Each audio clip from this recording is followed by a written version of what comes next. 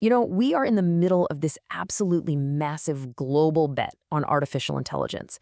But if you look past all the hype, there's a really critical question we have to answer. Will this historic investment in AI infrastructure actually pay off for society? Okay, let's get into it. So to really wrap your head around the scale of this bet, just look at this number, $7 trillion. That's what we're projected to spend globally on data center infrastructure by 2030. I mean, to put that in perspective, that completely dwarfs the cost of the entire U.S. interstate highway system. This is truly one of the largest infrastructure projects in human history. And that, right there, brings us to the core question of this whole explainer. With stakes this high, you have to ask, is this incredible investment really worth it? Is this a winning gamble for humanity, or are we just building a multi-trillion-dollar house of cards? And look, this isn't just a financial question, it's a societal one. When you're talking about this kind of colossal investment of capital, of energy, well, making sure we get a positive return is one of the biggest challenges of our time. Okay, so here's the fundamental problem we're facing. The costs, they are here and they are happening right now. They're massive, they're certain, and we are paying them today. But the benefits? Well, they're potentially enormous. Absolutely, but they're also uncertain, they're delayed, and they depend completely on us getting the execution right. To really get this, the research suggests we think about it like a giant societal balance sheet. Let's call it a dual ledger approach. It's a way for us to weigh the very real, immediate costs against the potential, but totally conditional, benefits of this whole AI build-out. All right, let's start with the cost ledger. And honestly, the numbers are just staggering. We're talking about data centers potentially eating up 8% of all U.S. power. A single large facility can drink as much water as a small town. And what about the e-waste crisis? Our electronic garbage is growing 5 times faster than we can even document recycling it. And that's not even getting into the potential job disruption or the massive cost of data breaches. These costs are very real, and they're happening as we speak. Now, let's flip over to the other side of the ledger, the potential benefits. The optimistic view? A 7% boost to global GDP. That's almost $7 trillion.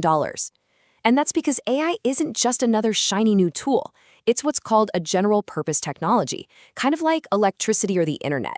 It has the power to transform literally everything, from discovering new drugs to building smarter energy grids. It even has the potential, if we govern it well, to correct for our own human biases. So yeah, the upside is immense. But this brings up a pretty obvious question, right? If AI is so revolutionary, why aren't we all seeing these huge productivity gains right now? Why is there this big gap between the massive investment and any kind of tangible payoff? Well, the answer lies in this really key economic concept that explains that frustrating lag time. It's called the productivity J-curve. And if you want to understand the path from cost to benefit, you have to understand this. Okay, so what exactly is the J-curve? It's this pattern that we've seen with pretty much every major technology revolution. You spend a ton of money, and at first productivity doesn't just stay flat, it can actually go down. It's only later, after this tough period of adjustment, that you finally see that sharp upward acceleration that gives the curve its J shape.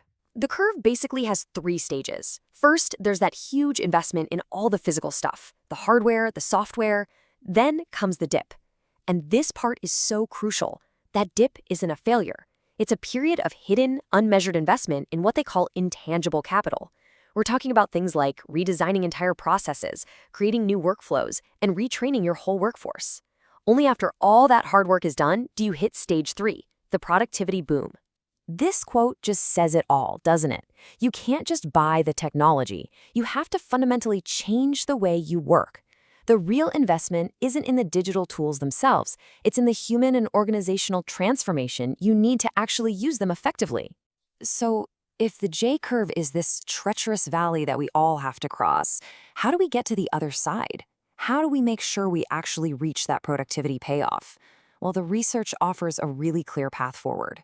And the solution isn't just to throw more money at more tech. It's a strategic blueprint, a plan for execution. It's called the Workforce Architects Framework, and it's designed specifically to help guide organizations across that J-curve chasm. So the framework is built on 3 pillars that all depend on each other. First, you've got governance. That's about setting the strategy and the rules of the road. Second, a sentient workplace platform. Think of that as the smart, integrated tech layer.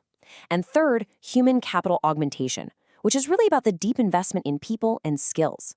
The key here is that they all have to work together. It's a complete, holistic system.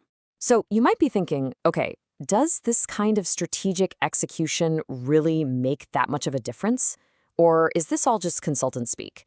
Well, the numbers tell a very, very clear and dramatic story. And the data here is just incredibly stark. I mean, look at the difference execution makes. If you fully adopt the strategic framework, you get 100% of the potential productivity gains. That's a massive 11.7 to 1 benefit-cost ratio, a true societal win. But just watch what happens as execution starts to fail. If you get stuck in what they call pilot purgatory, it's a strategic failure. And if you have a technology-only focus, ignoring the governance and the people, the ratio collapses to just 1.2. The entire multi-trillion-dollar build-out becomes a stranded asset, a borderline failure. Execution is everything. And this really brings us back to the central challenge. This quote from the research just hammers it home. Success is not guaranteed. That positive outcome, that huge societal dividend, it's a choice we have to actively make. The path is narrow, and it's going to take incredible discipline to navigate it. So ultimately, the big takeaway is this. The AI revolution isn't a technology problem. It's a leadership challenge. It's all about having the vision and the discipline to make those hard, complementary investments in our organizations and, most importantly, in our people.